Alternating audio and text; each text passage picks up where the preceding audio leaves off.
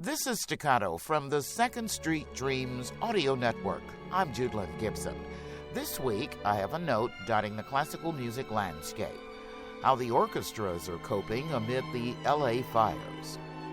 You've already heard about the lives lost and the massive destruction of property in the Los Angeles area wildfires. Firefighters from all over the country are helping to squelch the blazes. So among the local orchestras, their staff, their boards, their musicians, their volunteers, are people who live in the nearby communities that were dramatically impacted by the destruction of the fires. So there are cases of creative workers and orchestras, the volunteers, and the board leaders who've experienced firsthand loss. Heather Noonan, the Vice President for Advocacy for the League of American Orchestras.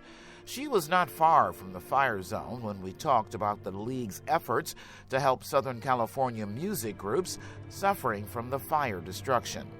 They posted a webpage with links offering guidance and disaster relief resources for all sorts of help. The Recording Academy has a Music Cares Fund that helps support crisis relief. We've also seen a terrific partnership across federal agencies, including the National Endowment for the Arts, to develop both recovery and readiness resources. Our friends at the National Coalition for Arts Preparedness and Emergency Response also have a huge load of resources to help organizations not just sort out what to do after they've been impacted by a natural disaster, but as importantly, to prepare for that possibility. Then there's the destruction of historical musical items that can't be replaced.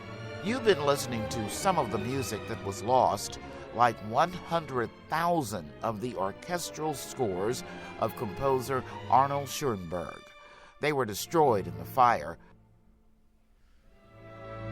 Larry Schoenberg ran the company, Belmont Music Publishers, from his home in the Pacific Palisades neighborhood.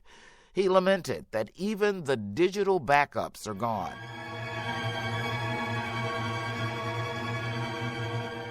All is not lost, though. The original manuscripts are kept at the Schoenberg Center in Vienna, Austria.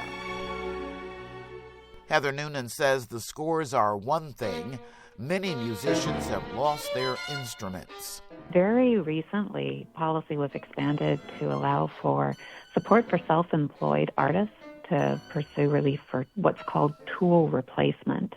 And in this case, a musical instrument would be the tool of a self-employed musician. So it's a relatively new policy that was adopted. We first saw musicians seeking access to it in the wake of the East Coast hurricanes very recently. And we're hoping that the word gets out to musicians in the LA area that this could be an eligible form of relief as well. There is more information for recovery efforts of all types on the League of American Orchestras disaster website. We're really trying to emphasize just how incredible the outreach has been to see arts organizations partner with each other to navigate these circumstances, help each other out with information and experience that they have with this process. So we'll continue to do our part here at the League, but also are pointing people to those terrific networks of support that exist at the state and local level as well. Find the links on the Staccato page on 2ndstreetdreams.com. That's Staccato. I'm Judlyn Gibson on the 2nd Street Dreams Audio Network.